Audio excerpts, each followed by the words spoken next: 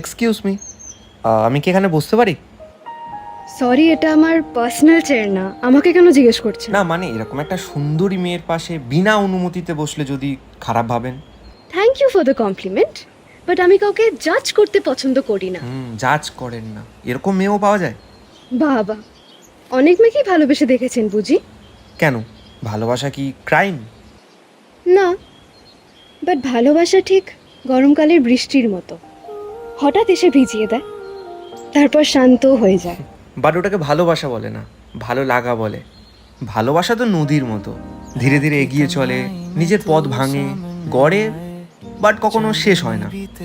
বাবা, আপনি কাউকে ভালোবেসেছেন? মানে নদীর মতো? অপেক্ষা করছি নদীর মোহনায়, কোনো একটা শান্ত নদীর সাথে দেখা হওয়ার। তার মানে আশেপাশে যারা প্রেম করছে তারা আসল নয়?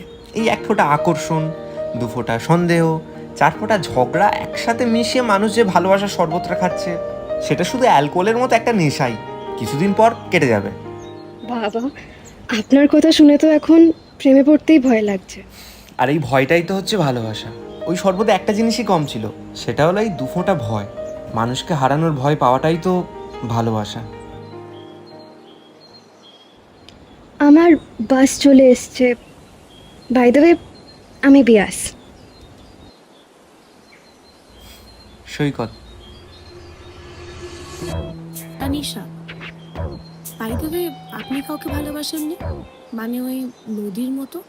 অপেক্ষা করছি নদীর মোহনায় কোনো একটা শান্ত নদীর সাথে আলাপ হওয়ার। পৃথিবীটা ভালো লোকেদের নয়, পৃথিবীটা ভালো লোকেদের নয়।